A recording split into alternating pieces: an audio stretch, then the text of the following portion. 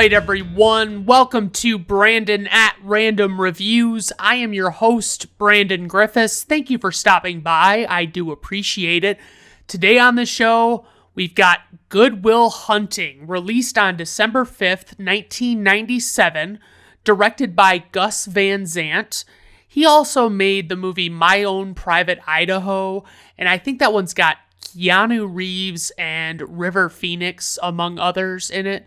And I've never gotten around to seeing that one. I'd like to see it. I've heard it's good from critics, but I also have not heard many people that I know talk about the movie, so it's kind of an up in the air type thing that I haven't been very motivated to see. He also did To Die For with Nicole Kidman. God, I really thought, when I was a kid, like, one of my friends had this movie on VHS. We never got together and sat down and watched the movie. I got this image in my head because I had such a crush on Nicole Kidman growing up. The way the front cover was presented, it was like, maybe I'm going to see Nicole Kidman naked? Is that going to happen? Like, could that be on the table? So eventually I saw it, and if I recall correctly, there was no nudity, at least on her part. The movie seemed like, if I remember right, it was just okay. It was not like amazing or anything like that. He also made a movie called Finding Forrester, and this wasn't a bad movie. I remember watching this when it came out, or, when it was out on home video. The acting was pretty good.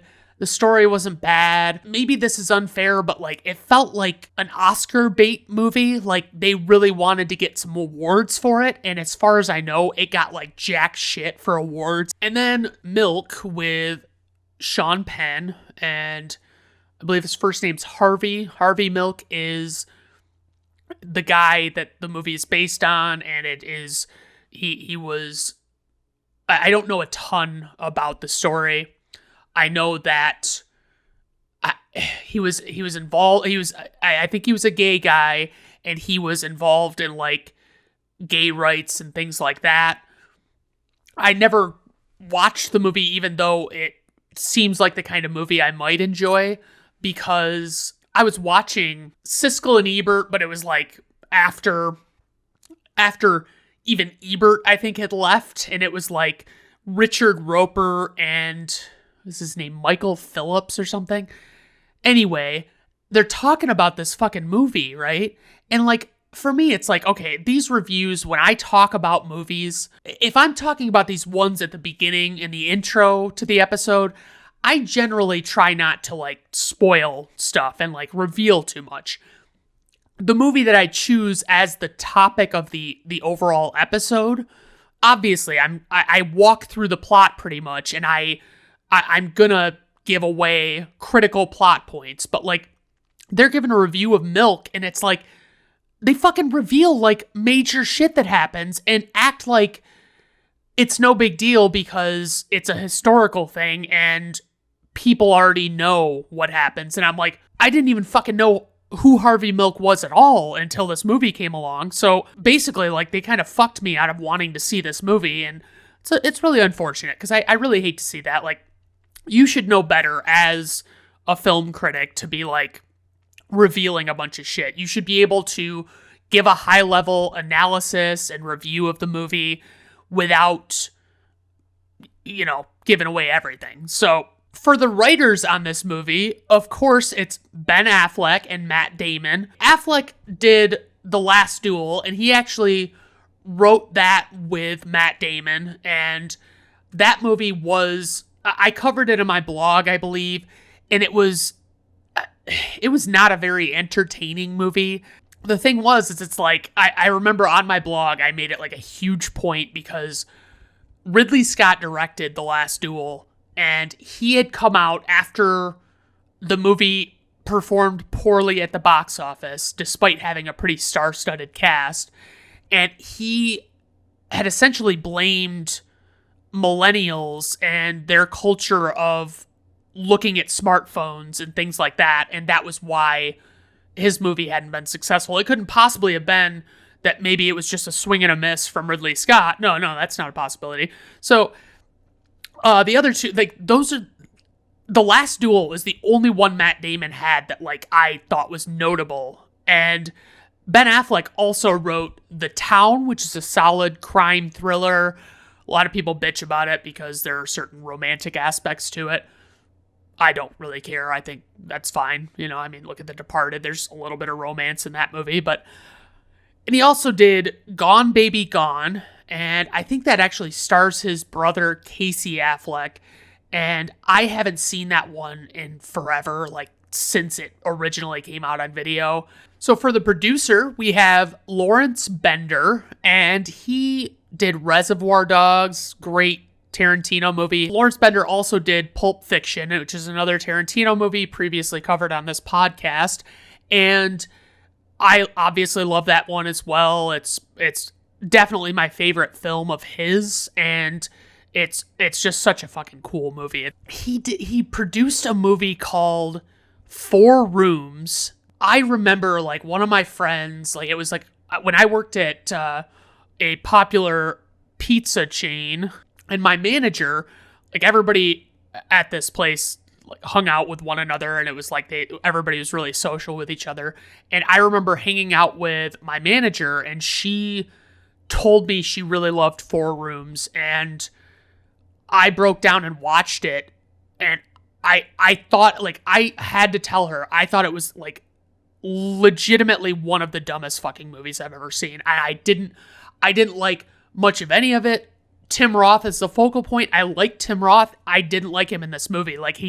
His mannerisms and things like that were just fucking weird. But anyway, I digress. So the last one of Lawrence Bender's that I'll talk about is Capone from 2020, which it's a 2020 movie. Make-A-Wish, there just aren't that many of them. This movie has Tom Hardy in it. I fucking hated Capone, and it was, unbelievably bad. Then for the score, we have composer Danny Elfman, and of course he famously did Batman from 1989, which not only did I previously cover on this podcast, but it's also kind of my favorite movie of all time, and I've seen it 600 times. He also did Beetlejuice, and full disclosure, Danny Elfman has done a lot of Tim Burton movies, the scores to those movies. He also did, I'll be honest here, he's done a shit ton of scores, and I only selected a few because there's only so much time in the day, but he did the Mission Impossible score from it was the mid 90s, I think maybe 96 or something, but and that was previously covered on this podcast, by the way. He made the score to that one. Also, Danny Elfman did the Simpsons theme, the TV show, the animated show that has been on for 4 decades or whatever. So for the cast, we have Matt Damon, who plays Will Hunting, and he was in The Departed, previously covered on this podcast. That's a fucking great one. Scorsese, crime thriller, fucking love it. Can't get enough of it. He was also in The Bourne Identity, previously covered on this podcast as well. And that one's fucking great. It's a one-man army type movie. There are movies that you could probably argue are inspired by it that have come out since then that are, in my opinion, better. But it's still a solid movie. It's still worth watching to this day. He also was in Ocean's 11. And I love Ocean's 11, previously covered on this podcast, and it's probably, for my money, the best heist movie out there. He was in The Legend of Bagger Vance, and I only mention this one because when I was younger, I used to be really into golf, but Legend of Bagger Vance is a Depression-era story about a golf tournament, and this guy who comes, he was a great golfer, but he went to the war, and he kind of had a lot of PTSD type shit, and he came back home and he just wasn't the same guy, and he kind of lost his way. Decent movie.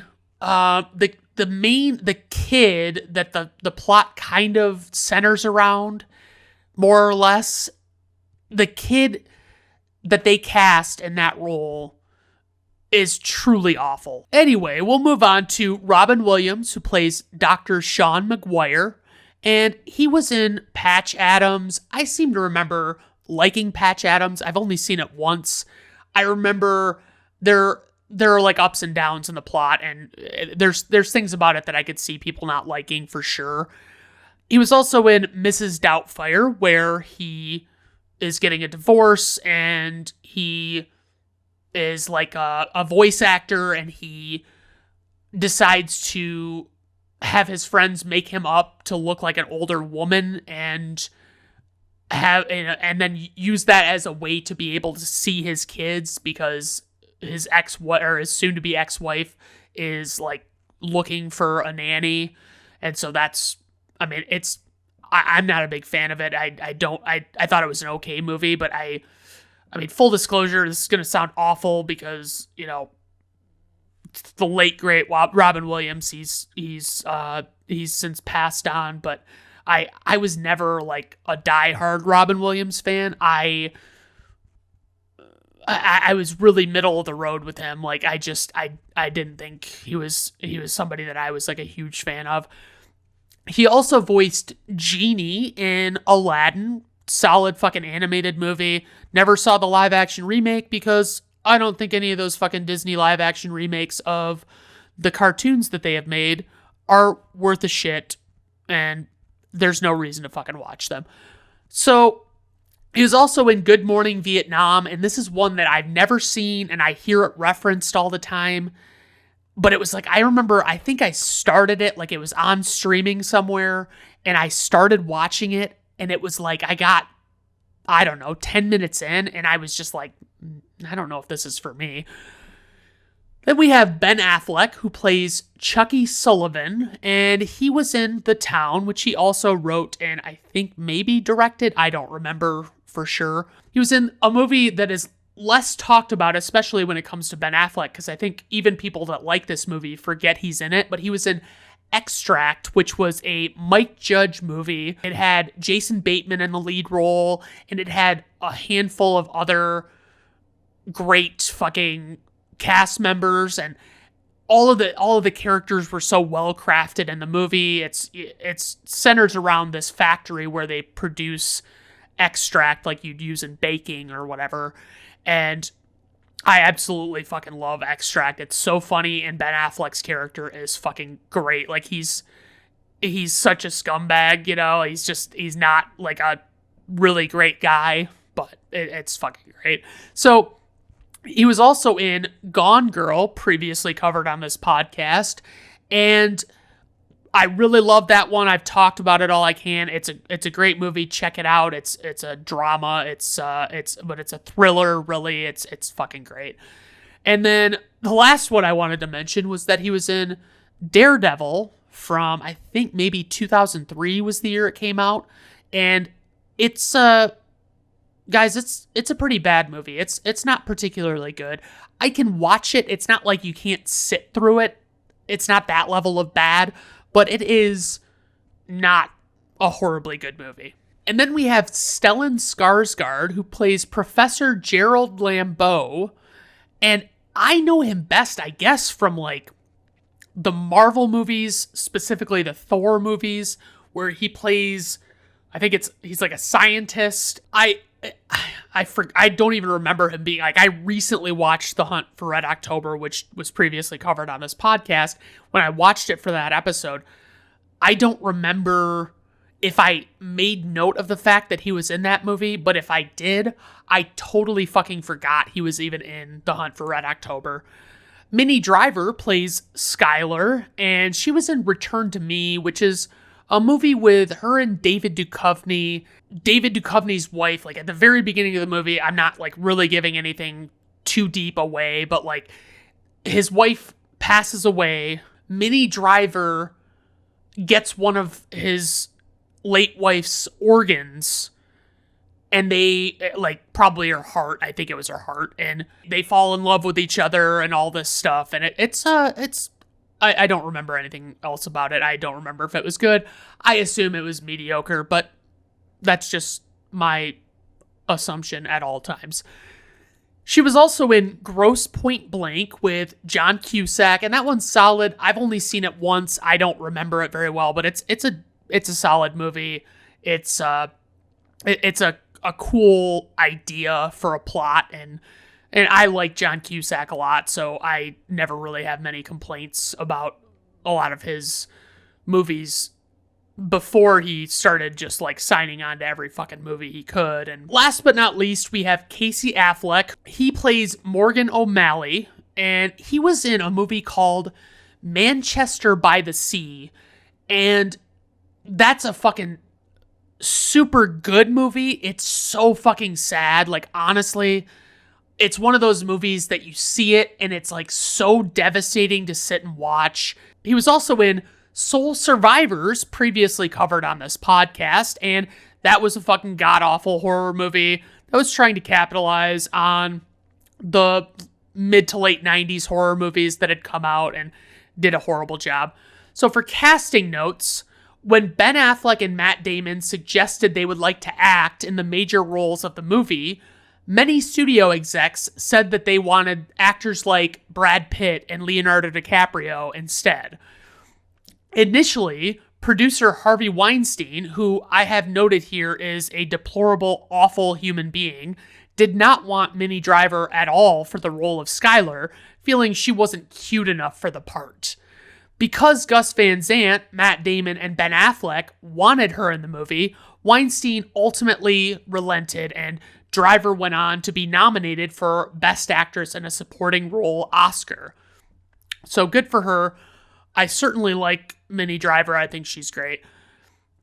In a Boston Magazine retrospective interview, Ben Affleck mentioned that he and Matt Damon wrote the part of Sean with Morgan Freeman and Robert De Niro in mind, and he and Damon would imitate their voices when reviewing the dialogue in the script. Ultimately, that part went to Robin Williams. For the plot synopsis, a brilliant, self-taught young man from South Boston with a troubled past gains the attention of a professor when he secretly solves an equation intended to stump a class of grad students. The Boston accent's going to come and go. I don't feel like it's horrible. It's just like there are certain words that I come across that I'm like, I know that should have some kind of inflection with a Boston accent, but I don't know for sure what it is, and so I have to like backpedal. The tagline to this movie is, some people can never believe in themselves until someone believes in them. We'll just dive right into the fucking plot, as always. Miramax is the studio that made this movie, and every time I see Miramax come up before a movie, I think of Jay and Silent Bob Strike Back, where Jay says, Miramax? I thought they only made classy pictures like The Piano or The Crying Game. Fucking great. I fucking love that. So the fact that this is like a Danny Elfman score that you're hearing throughout this movie is unbelievable to me. It's just fucking astounding. Like, his scores are usually great, but this one really demonstrates some range. So Stellan Skarsgård, who plays the professor, is just not in enough shit. So the professor puts this equation on this chalkboard in the hallway and hopes that perhaps one of his students can prove it, or whatever they call it. I don't even know. It's like, it's an equation. I don't know. It's like a thing you have to prove. And he's hoping that by the end of the semester, they'll be able to, like, one of them will be a standout enough to resolve, or, to solve the equation. Will's buffing the halls at MIT. This is Matt Damon, the main character. And he comes up, he sees the equation on the board, and he writes the solution on there. Obviously, nobody's around to see him do it, and this movie does not fuck around getting right into it. Like, they automatically have him doing this, setting everything in the movie in motion. It's so weird. It's like he's at this fucking, some kind of class reunion or something. Some of his students come up to him out of nowhere, and they're like asking him who solved the equation. And he's like, what the fuck are you talking about? But initially, he's like borderline creepy. Like, he says something about having a drink with one of the female students, and it comes off fucking weird, and I don't know if they were going for that or not. And honestly, like, I'm just noting, like, how fucking great. All the performances in this movie are, even in the minor roles, Will and his friends. So like Chucky is there, and I think Casey Affleck's character's name is Morgan. They get fast food somewhere, and there's this like back and forth between Chucky and Morgan. Chucky is suggesting that they're going to put the burger that he ordered on layaway because Chucky was the one that actually paid for Morgan's burger. And so Chucky said he's going to set it on the dash and he can pick it up in a week once he forks over the money to be able to buy it himself. And it's a fucking great little bit. For my note, I put, Willie and the Po' Boys are always getting into trouble, you see. And Willie and the Po' Boys is a reference to Creedence Clearwater Revival.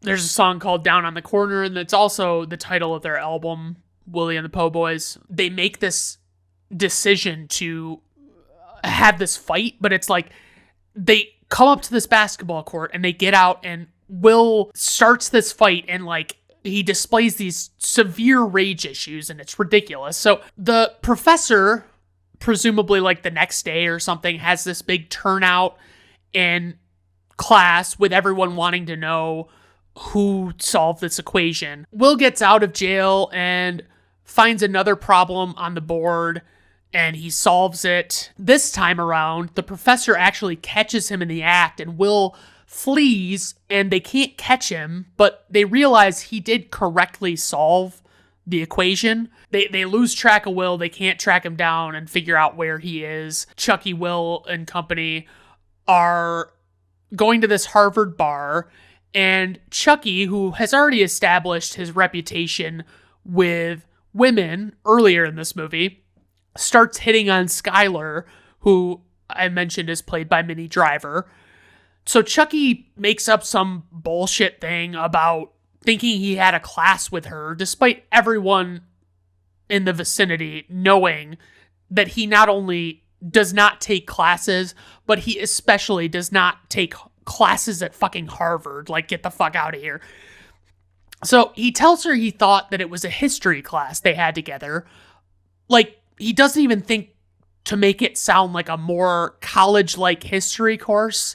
And I guess that's just because, you know, he's not wicked smart. At this point, like, a blonde guy in a ponytail approaches the two of them while Chucky's trying to pick her up, and the blonde guy starts to hassle Chucky about these obvious lies. Chucky lacks the quick wits to shut Blondie down or even respond in a way that makes him less of an easy target, I guess. And Will is watching the situation unfold, and he's absorbing some information, and he's trying to figure out how he can defend Chucky. So Blondie starts in with a bit of mockery and tries to hold Chucky's feet to the fire by asking some college-level history questions. And then this is when Will comes in and interjects, and man, it's one of my favorite moments in all of movies, which is saying a lot because it's not even my favorite moment in this movie, and it's still so fucking good. Will just knows his shit. He's very intelligent. He does a ton of reading, and he obviously retains it very well. And he basically walks this blonde guy through what he knows has been his educational background. He's fucking laying him out. So Will specifically not only knows what he's talking about, but every time Blondie pipes up with another opinion or bit of info, Will knows exactly what it is before Blondie can even say it, and Will can cite the book that he stole it from with the fucking page number. Will tells Blondie he could have gotten his education he spent $150,000 on at a public library, and Blondie says, well, at least he'll have a degree. And Will dismisses this as a fair trade if he doesn't have to be as much of an unoriginal asshole as Blondie. So the confrontation kind of fizzles out, and later on Skylar approaches Will at the bar, giving him shit for never coming and talking to her. Now that she has to leave, they exchange numbers, and Will's pretty giddy about this.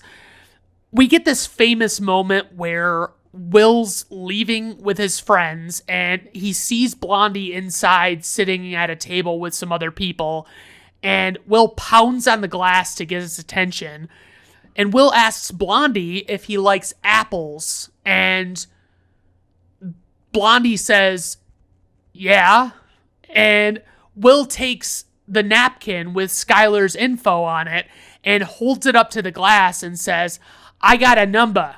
How do you like them apples?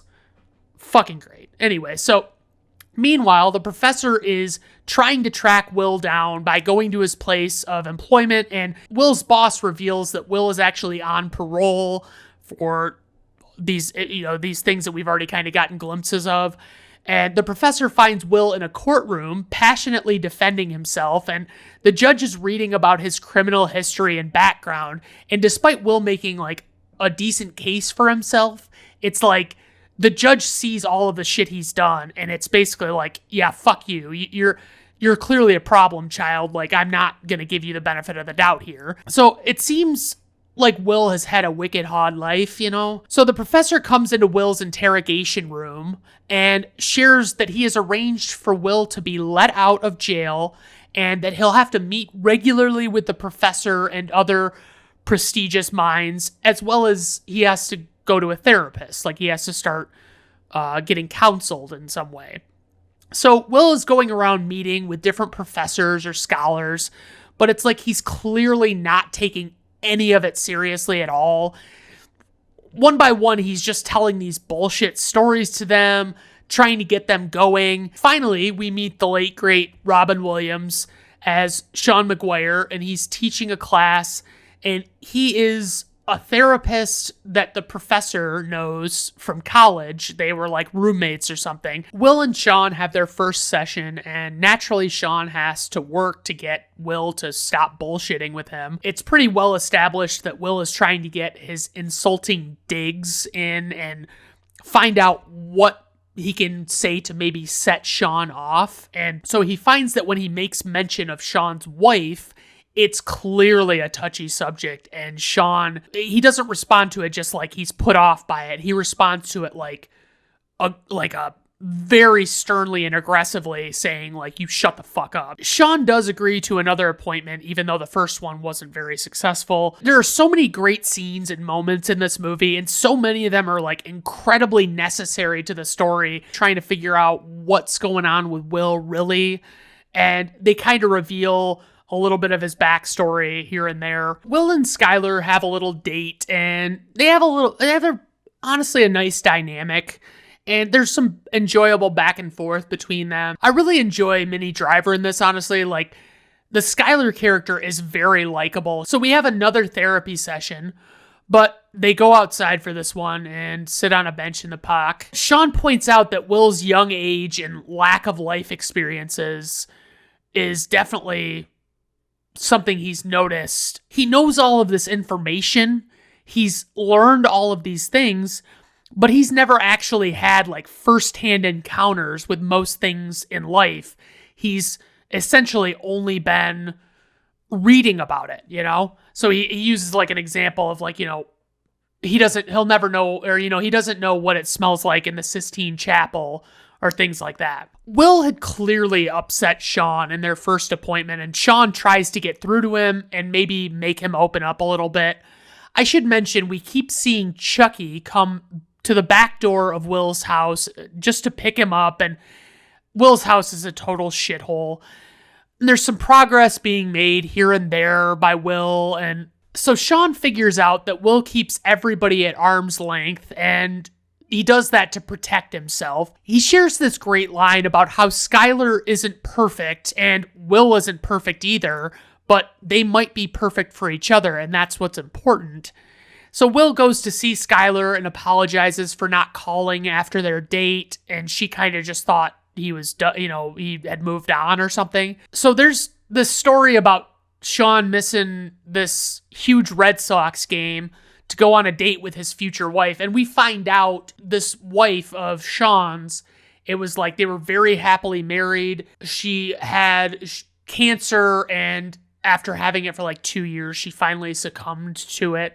and Sean had to like take care of her. And Will is just like, he can't imagine fucking sacrificing attending something like a huge Red Sox game just to like hang out with some girl. Skylar insists on meeting Will's friends, so they go to the bar with the friends and hang out, and Chucky tells a very long joke with a very underwhelming finish, honestly. It's not a very good joke or even story. So it's like after Chucky tells his joke, Skylar decides she's going to tell her own joke, and it's much better and much shorter, and it involves a blowjob and cum, and it's clear that Will is avoiding his house in regard to Skylar, and he doesn't really want, he talked about these brothers that he has, like the brothers don't exist, but it's established that Will is an orphan and he was in the foster care system for most of his youth. Later on, Sean and the professor are discussing what's best for Will, and Sean wants to consider a more healthy developmental approach with Will and to let him figure out what he wants to do and how to do it. The professor wants to just rush things and get him out there using his mind before he's given attention to some of the problems that he has. Skylar pitches the idea of Will moving to California with her since she's going to Stanford soon. Will pretty much reveals all of his insecurities to her in this moment, both the insecurities about moving to California and what that would potentially mean and what he's worried about there. The professor gets mad at Will for blowing off the meeting that he set up where Will sent Chucky in his place, and I don't remember if it was like an interview or what it was. I think it was an interview. So Will's frustrated because the problems that the professor keeps posing to him are way too fucking easy, and he doesn't want to spend the rest of his life explaining shit to people. He has an interview with the NSA, Will does, and they want him to break codes for them, and they ask why on earth Will should pass up something like this. You know, how could he pass up an opportunity to work for such a huge, important agency? The NSA guy that is interviewing Will, he asks Will that question, like, there's a million reasons to work for the NSA. Why shouldn't you work for the NSA? And so Will says, why shouldn't I work for the NSA? That's a tough one, but I'll take a shot. Will has this very long response to that question. So that's the best moment of the movie to me. Like that's like the epitome. It spells out how insecure, worried, or even paranoid Will truly is with everything, and how his intelligence only intensifies that because he knows too much. Will and Sean have a very intense session after the interview where Sean confronts Will about his bullshit. Will argues there is honor in some of the more standard everyday jobs that people do. Sean points out that if Will wanted to be a fucking bricklayer or mechanic or a janitor, despite what else he's capable of, he wouldn't have taken a janitor job at MIT and made it a point to solve equations not meant for him on a chalkboard in a hallway. Will and Chucky are working together at this construction site, and Chucky finds out from Will after he asks him what's going on with Skylar, and Will tells him that Skylar left and she went to school. Will reveals that his intentions are to keep on doing the work he's been doing with the kind of jobs he's been having and not take any position that he could get on the momentum of his beautiful brain. He suggests that he'll grow old in South Boston and stay friends with all the same people and have a wife and kids, and their kids will play together and all that stuff. And Chucky kind of out of nowhere just like lays into Will. He tells Will that if he's still living there when they're in their 40s or 50s, that he'll kill him. That he says Will owes it to the people in his life to pursue a job that would put his unique skills to work. And Will is frustrated by this because he thinks it's bullshit. It's like, just because he has these skills doesn't mean he should have to do all of the stuff that people are telling him he should do. Chucky just explains that like so many people would kill to have that, and to pass it up would be insulting to those that will never ever have that opportunity or be as intelligent as Will is. Chucky essentially says that it's like, he has a winning lottery ticket, but he's too much of a pussy to cash it in. So Chucky shares how he always has a wish. He'll go to pick up Will, and he's like hoping on his way to the door that when he knocks, Will won't be there, and Will have left without saying anything to anybody and just gone on to pursue his ambitions instead of just staying around. So Sean offers to let Will see his file, and Will's kind of like iffy about wanting to look at it. And they end up talking about Sean and Will end up talking about their respective experiences with physical abuse in their life. And Will reveals that he had a foster father who would lay out a wrench, a stick, and a belt for Will to decide what he would prefer being beaten with.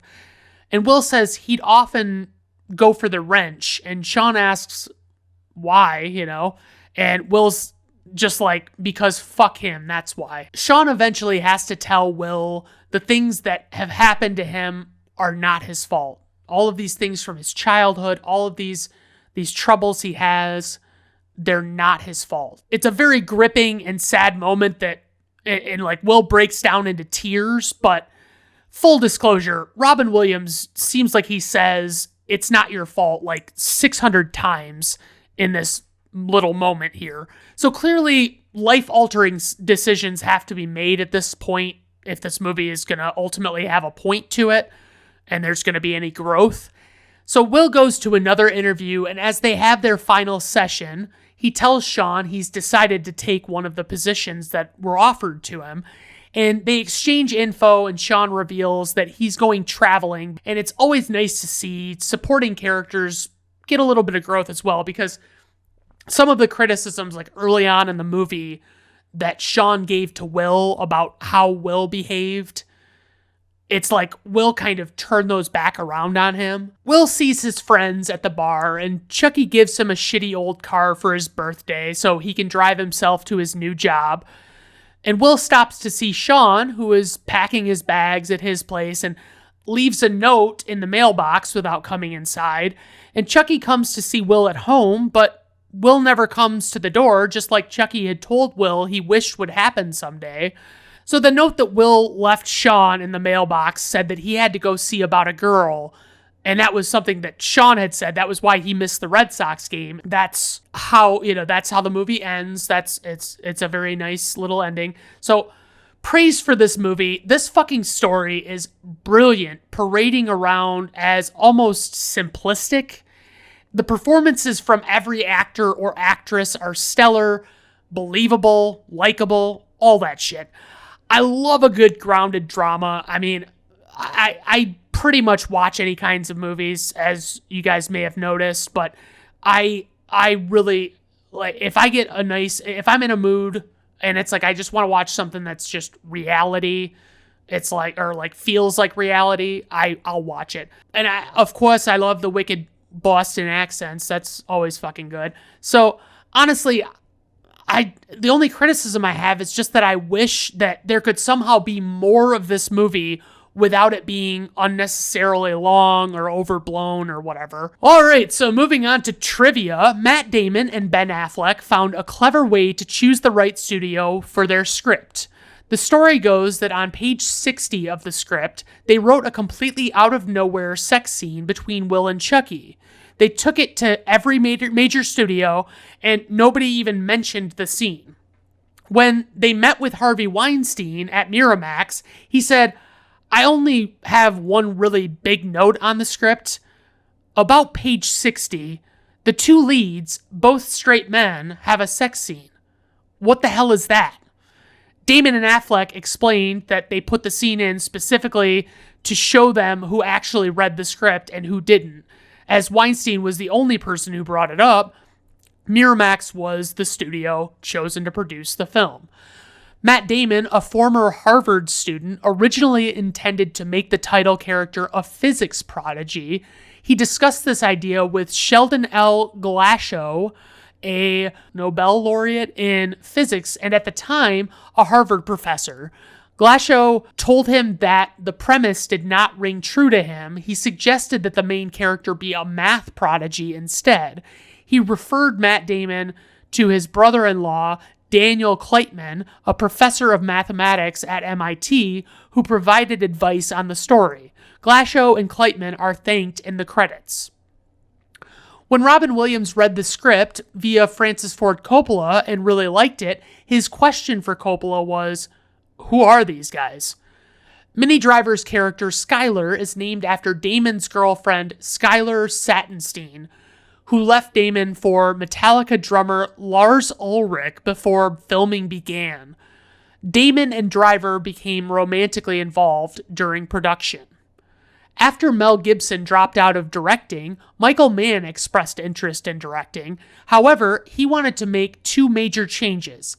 He wanted Will and his friends to be car thieves, and he did not want Matt Damon for the lead role since he was still relatively unknown then. The producers who wanted Damon suggested that Mann film some screen tests with Damon and Ben Affleck. After Mann filmed the screen tests, he went back to the producers and said he still did not want Damon in the lead. So the producers and Miramax parted ways with Mann since the film was Damon and Affleck's project from the very start. In an interview between Matt Damon and Kevin Smith at IMDb's 2016 San Diego Comic-Con, Damon mentioned that Smith was instrumental in the movie being made. It was actually Smith that brought the script directly to Harvey Weinstein when the other studios were not even showing interest at all. Kevin Smith was offered the chance to direct the movie, but he turned it down because he knew Matt Damon and Ben Affleck's first choice for director was Gus Van Sant. Mel Gibson was offered a chance to direct, even meeting with Matt Damon, Ben Affleck, and executive producer Harvey Weinstein, but ultimately passed on directing. All right, so on to info and ratings. We have a runtime of 126 minutes. This movie is rated R by the Motion Picture Association of America. Budget, $10 million. Opening weekend, $272,000. Worldwide gross, $225.9 million. IMDb rating, 8.3. Rotten Tomato critics score, 97%. Rotten Tomato audience score, 94%.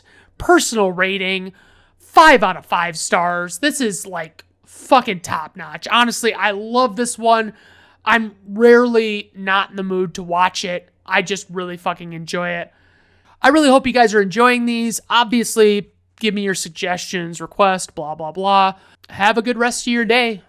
Bye now.